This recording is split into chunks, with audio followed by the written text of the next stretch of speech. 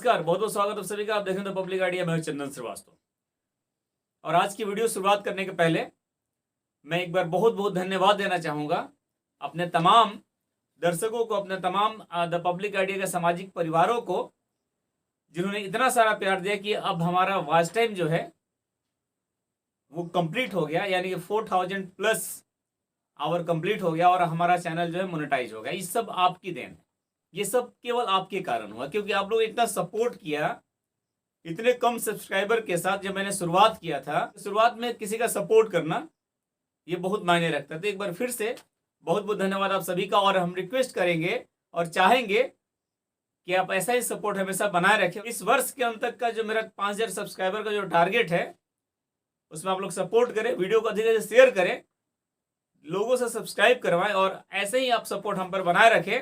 और मैं निरंतर प्रयास करता रहूँगा वैसे तमाम खबरों को दिखाने के लिए, आप तक पहुँचाने के लिए, जो कि देश हित में होगी, इस राष्ट्र के हित में होगी।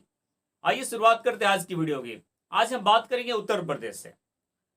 एक समय था जब उत्तर प्रदेश में समाजवादी पार्टी की सरकार थी, तो उस समय एक आजम खान हुआ करते थे, आपको याद होगा।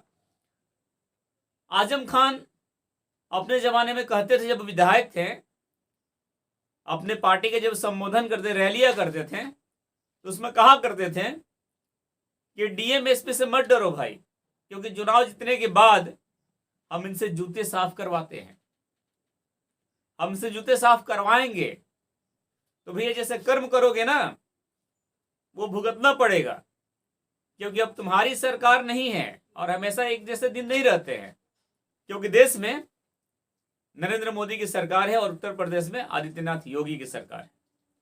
और इस समय भारतवर्ष में तुम जैसे तमाम भ्रष्टाचारी, तुम जैसे तमाम जो लुटेरे थे, उन लोगों को सबक तो मिलेगा ही मिलेगा, और मिल रहा है। तो आजम खान को परिवार समेत, यानी सब परिवार, 7 साल की सजा हो गई। सब परिवार का मतलब होता है कि पति, पत्नी और बेटे। आजम खान, उनकी पत्नी और उनके बेटे, सबको सजा हो गई है 7 सालों की। और कमाल की बात यह है कि आजम खान जो थे वो भी सांसद और विधायक थे, इनकी पत्नी भी सांसद और विधायक थी और बेटा भी विधायक था। अब इन तीनों का हेकड़ी निकल गया है।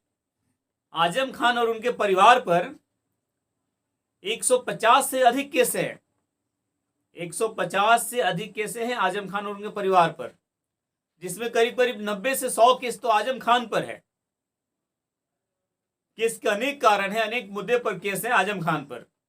जमीन का लूट हो, हत्या हो, बलात्कार हो या धमकी देना हो, जिसमें कुछ केसेस तो आजम खान पर ऐसे हैं जो कि एकदम क्लियर कट है भाई, एकदम क्लियर कट केस है। ऐसे है, आजम खान बताया करता था, कहा करता था कि मुझ पर तो कुत्ते बिल्ली की, मतलब मुर्गा मुर्गी के केस भी हैं, इसका ही मैंने अपहरण किया है, इसका ही मैंने मर्डर किया है।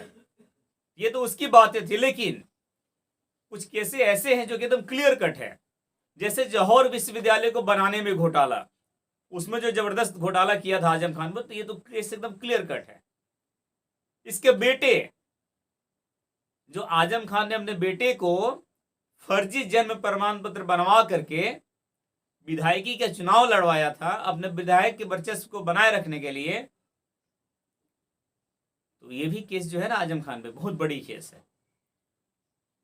मतलब ये चाहता था कि हमारी कुर्सी बरकरार रहे, किसी भी तरह से हमारा वर्चस्व बना रहे। इसके साथ अगर थोड़ा बहुत इधर उधर होता था तो पत्नी को ला देता था। पत्नी के तो छोड़िए, बेटा जो 25 वर्ष का भी नहीं हुआ था, उसको ही विधायकी के चुनाव लड़वा दिया। मतलब जो है सो हमारा ही है। तो अब तो ये नहीं चलने वाला है और नहीं चल रहा है। अब यह कुछ नहीं चलने वाला है।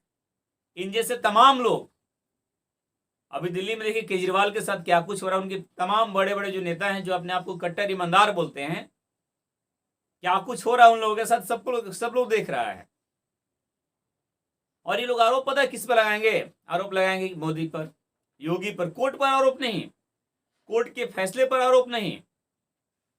अगर कोर्ट के जो फैसले आएंगे इनके पक्ष में होगा तो वो ठीक है, लेकिन अगर इनके विरोध में होगा तो दोषी कौन है? नरेंद्र मोदी, आदित्यनाथ योगी। मतलब इन्हीं लोगों का साजिश है, कोर्ट की इसमें कोई भूमिका नहीं है। अगर इन आजम खान जैसे लोगों के नजरिए से देखेंगे तो एक बात बता दो कि जो फर्जी जन्म प्रमाण पत्र के साथ तुम्हारा बेटा जो चुनाव लड़ा था विधायकी का, तो क्या आदित्यनाथ योगी के कहने पर लड़ा था? तुम्हारा बेटा लड़ा था कि योगी जी लड़े थे? बता दो जरा। समझ रहे थे कि हमारा जमाना कभी खत्म ही नहीं होगा, हमारा वर्चस्व हमेशा बरकरार रहेगा। अब तो पता चल गया ना कि अपने किस पापों का कर्म तुम भोग रहे हो। अब भोगो 7 साल जेल के अंदर, तुम और तुम्हारा पूरा परिवार। ये आजम खान जो था पूरा रामपुर को कब्जा करना चाहता था, रामपुर की सारी जनता को प्रताड़ित किया था। इसमें केवल हिंदू ही शामिल नहीं है, बल्कि मुसलमानों की संख्या भी कम नहीं है, मुसलमानों को भी प्रताड़ित किया है। क्योंकि इसने जो रामपुर के इलाके में जो जमीन हड़पे हैं, उसमें मुसलमानों का भी अच्छे खासे जमीन है जिसको ये हड़प लिया है। तो ऐसा नहीं है कि आजम खान केवल हिंदुओं को ही प्रताड़ित किया है, मुसलमानों की भी संख्या तब कम नहीं है। और ये सारे लोग लोकतंत्र की बात करते हैं, ये लोग कहते हैं कि लोकतंत्र खतरे में है, जो कि पूरे परिवार को लगा दिए थे कि तुम भी विधायकी के चुनाव लड़ो, तुम ही लड़ो, चाहे वो तुम्हारे जन्म प्रमाण पत्र फर्जी ही क्यों ना हो। ये लोग लोकतंत्र की हत्या की बात करते हैं कि देश में लोकतंत्र की हत्या हो रही है। ये लोग आपस में गठबंधन का बात करते हैं और नरेंद्र मोदी पर सवाल उठाते हैं। तो अब जो तुम्हें तुम्हारी कर्मों का फल मिल रहा है, क्योंकि जो तुम किए हो उसे अब यही भुगतना है। अब 7 साल आजम खान और उनका पूरा परिवार जेल के अंदर रहेगा। इस वीडियो में इतना ही। आप सभी का क्या कहना है इस पूरी घटना को देखते हुए आजम खान के बारे में, कि आजम खान अपने जमाने में किस तरह से अपराध किया था और आजम खान को जो सजा मिली है, ये क्या सजा आजम खान के लिए परफेक्ट है कि इससे ज्यादा होनी चाहिए थी? कमेंट करके जरूर बताइएगा। फिलहाल इस वीडियो में इतना ही। आप देख रहे हैं पब्लिक आइडिया, मैं हूं चंदन श्रीवास्तव।